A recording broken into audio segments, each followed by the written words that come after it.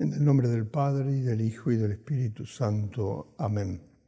Estamos contemplando la pasión de Jesús, es decir, lo que Él sufrió por amor a nosotros. Hemos visto ya lo que fue el principio del derramamiento de sangre en Getsemaní, cuando sudó sangre. Ahora vamos a verlo en la casa de Anás y Caifás, lo que se llama comúnmente el tribunal eclesiástico, porque ahí va a ser juzgado Jesús, va a ser juzgado inicuamente, como lo hicieron esta gente. El sumo sacerdote le pregunta a Jesús sobre sus discípulos y sobre su doctrina. Y Jesús le respondió: yo he hablado públicamente.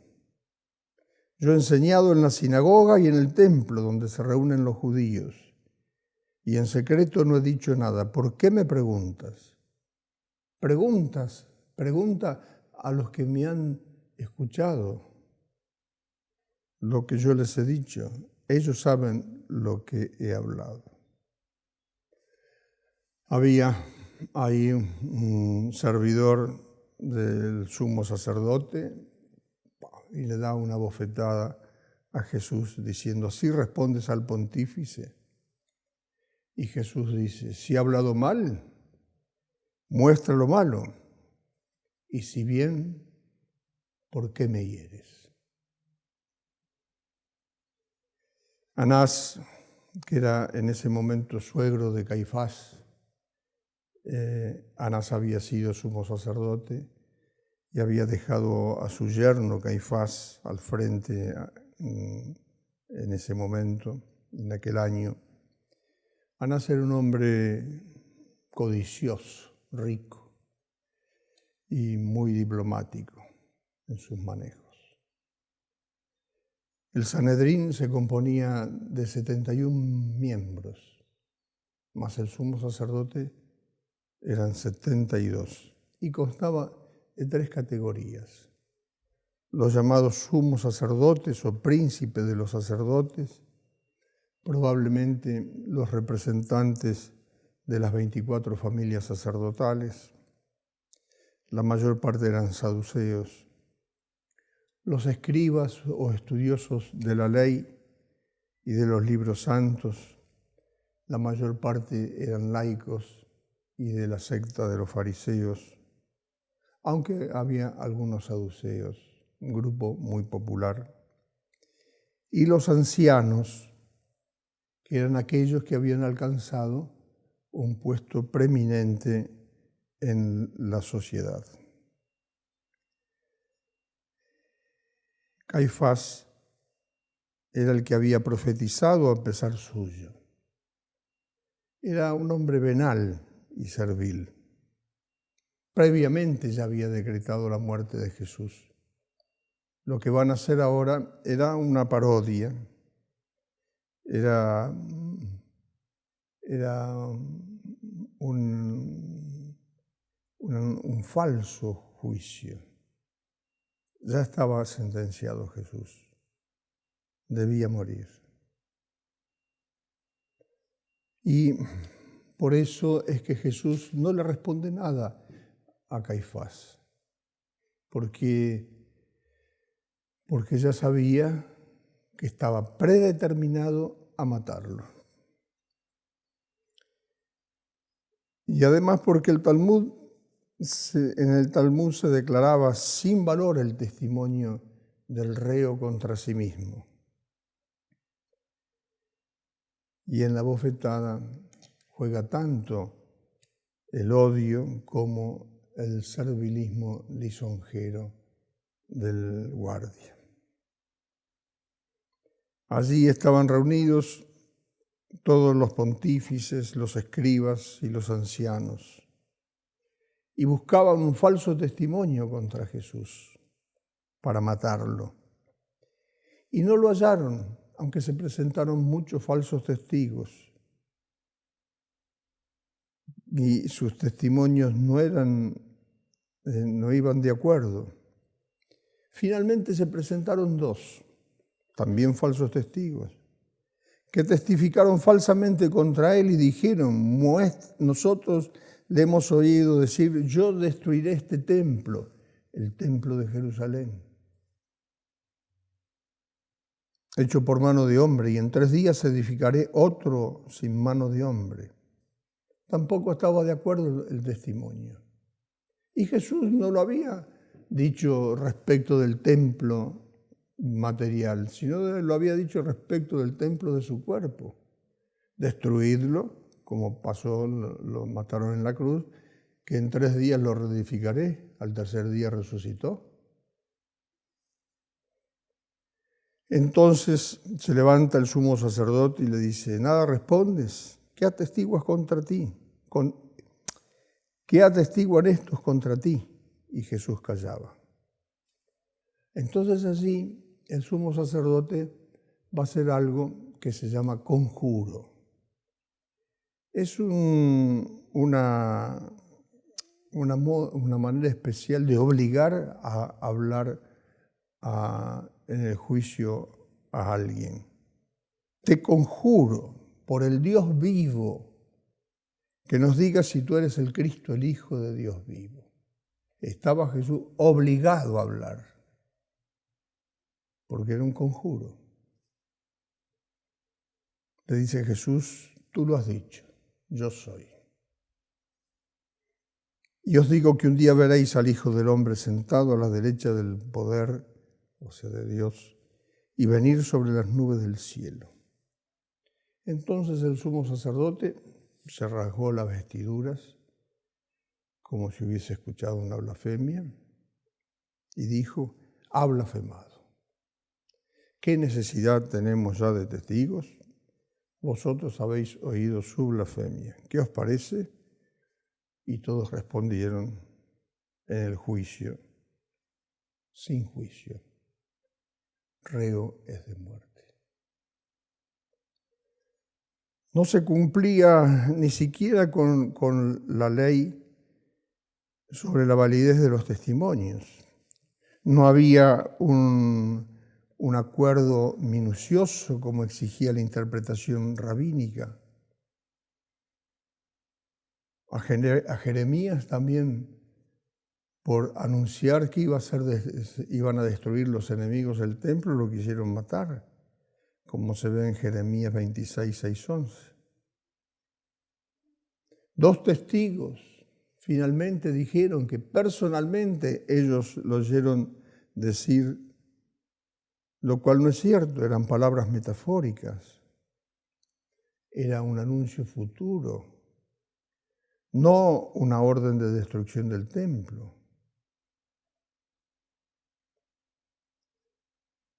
Jesús callaba. Nos enseñó que el silencio da gran perfección y hermosura a la paciencia. Y Caifás le va a preguntar a Jesús 2 cosas. ¿Sos el Mesías? O sea, el Cristo. Segunda cosa, ¿eres el Hijo de Dios? No porque Caifás lo admita, sino porque es resumen de lo que Jesús decía. Y es lo que va a ser la causa legal de la condena a muerte. Así como por la confesión de esta verdad de fe, cuando Jesús pregunta: ¿y vosotros quién decís que soy?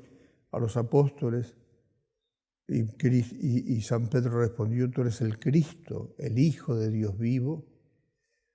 Así como por esta confesión de fe se fundó la Iglesia católica sobre Pedro, así por tenerla por blasfemia se acabó la sinagoga en Caifás, que de hecho perdieron las Escrituras, el reino, el ser llamado pueblo de Dios, el sacerdocio, el templo, el sacrificio.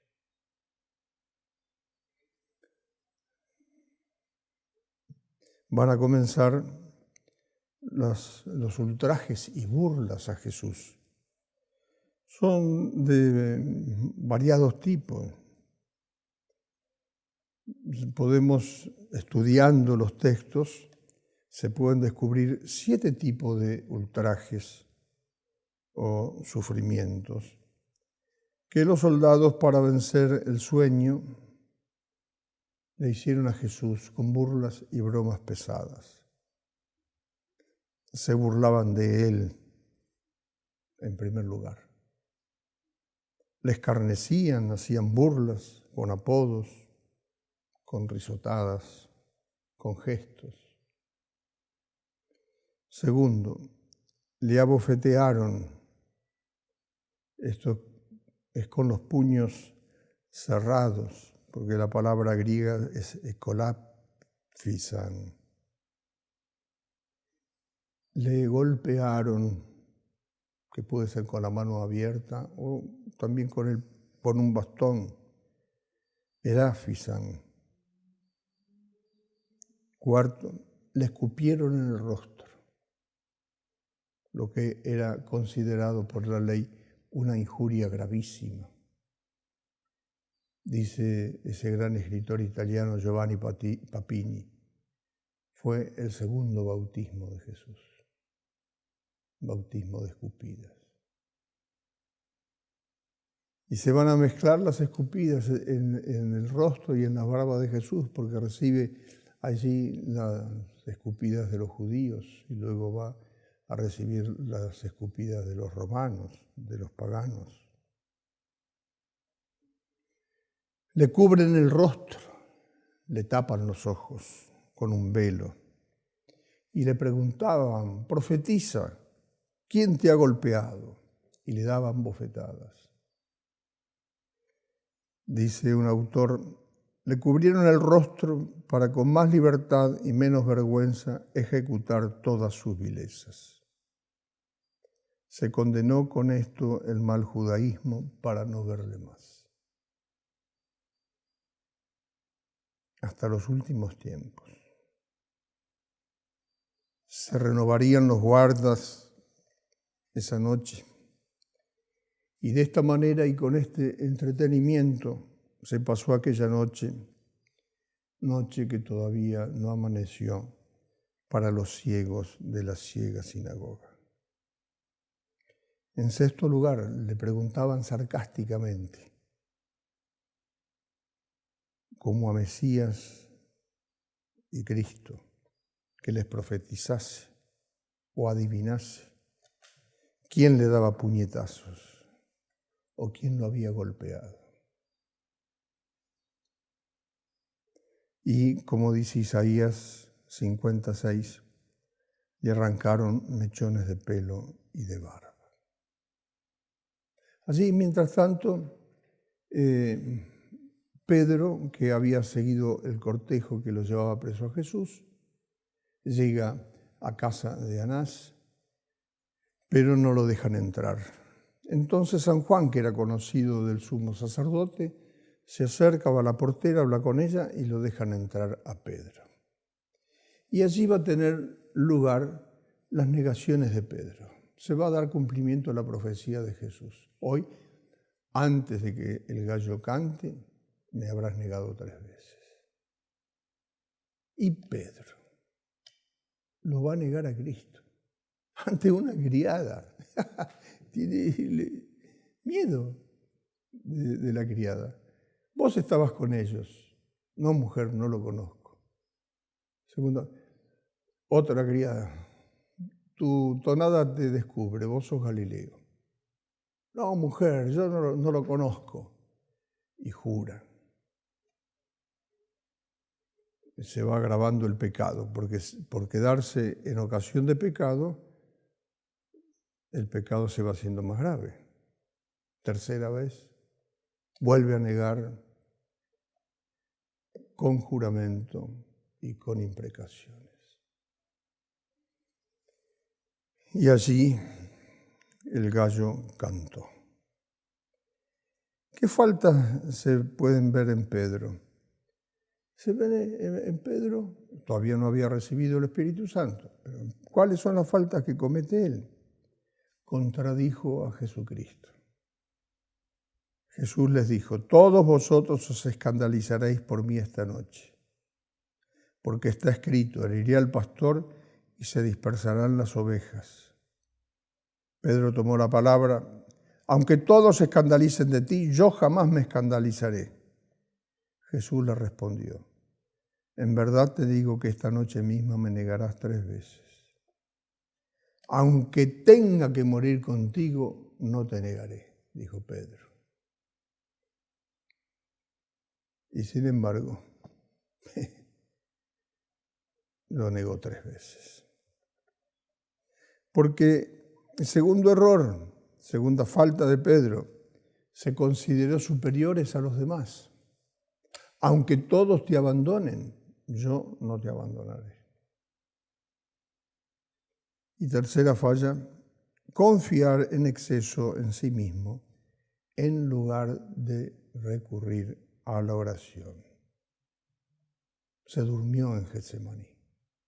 Por eso cuando Jesús vuelve, después de su tercera oración, los encuentra durmiendo y les dice: no habéis sido capaces de velar conmigo ni siquiera 1 hora. Estaban durmiendo. Pedro,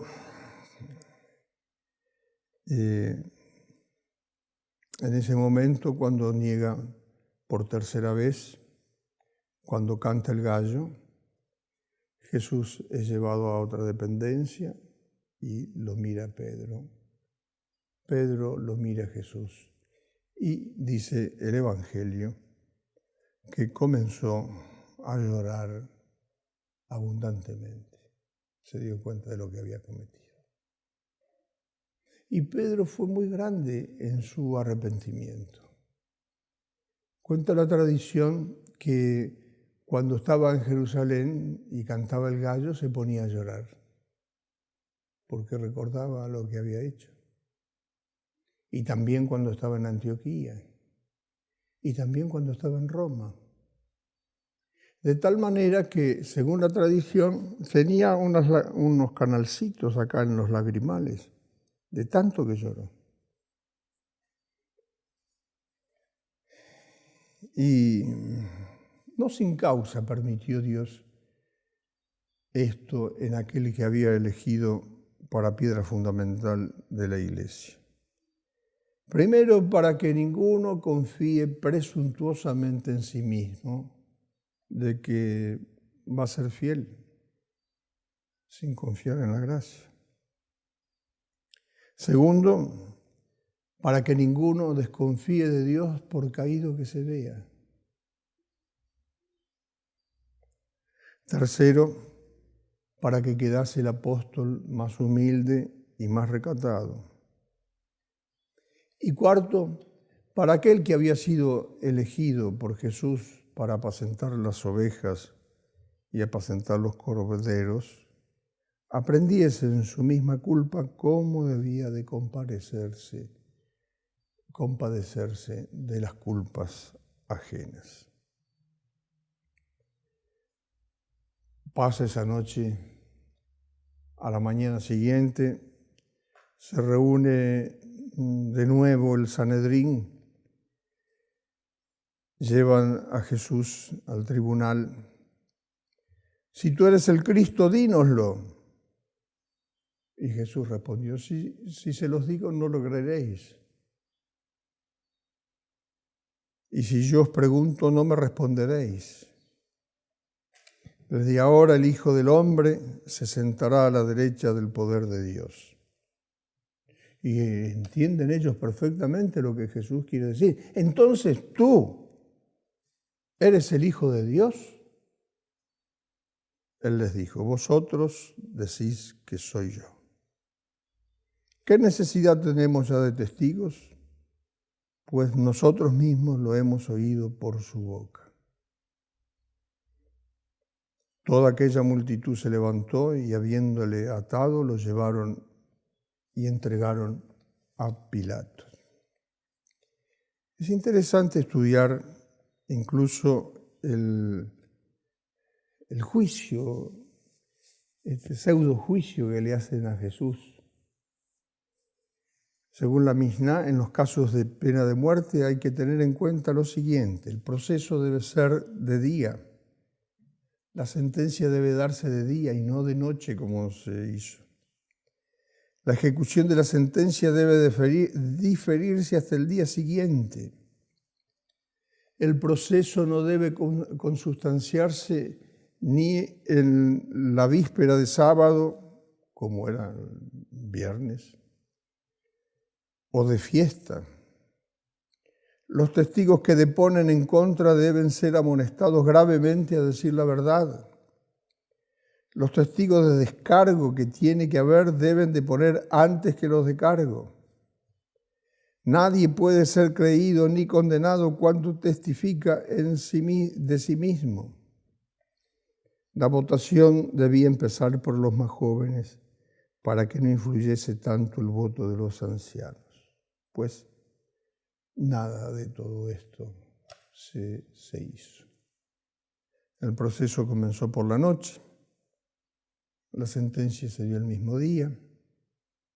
Se hizo en víspera de sábado y de la fiesta de Pascua. Los testigos que aparecen son falsos. No aparecen los testigos de descargo. El primer voto coactivo lo da Caifás. La sentencia se da en virtud del mismo testimonio de la víctima, es decir, el testimonio de Jesús.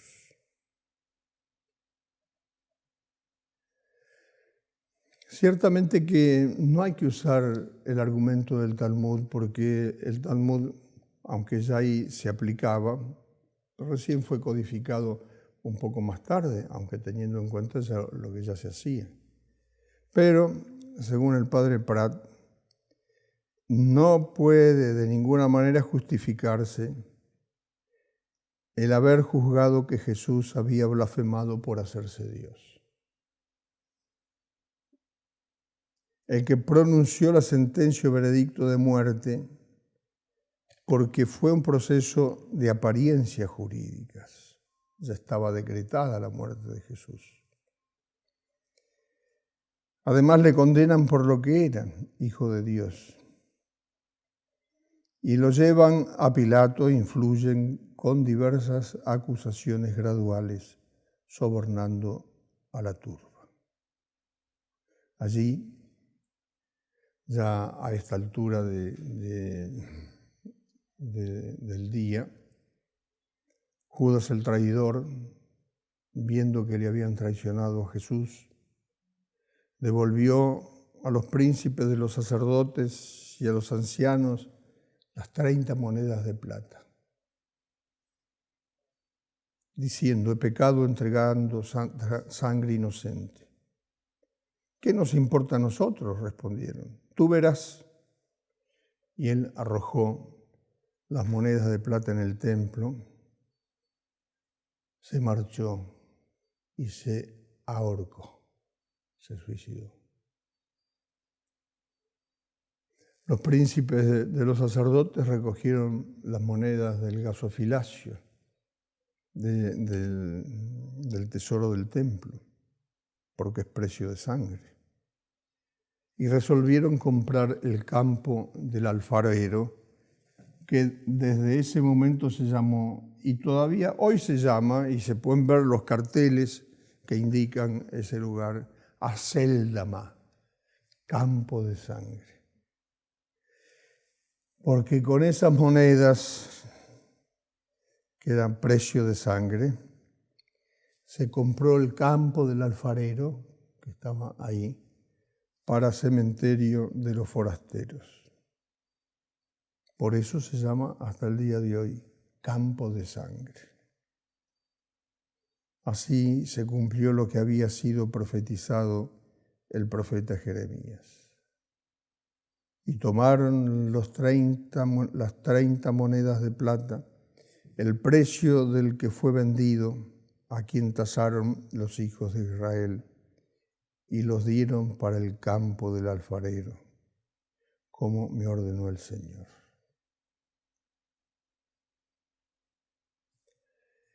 Y de esta manera también pagaron su culpa los miembros del Sanedrín, de manera especial los sumos sacerdotes,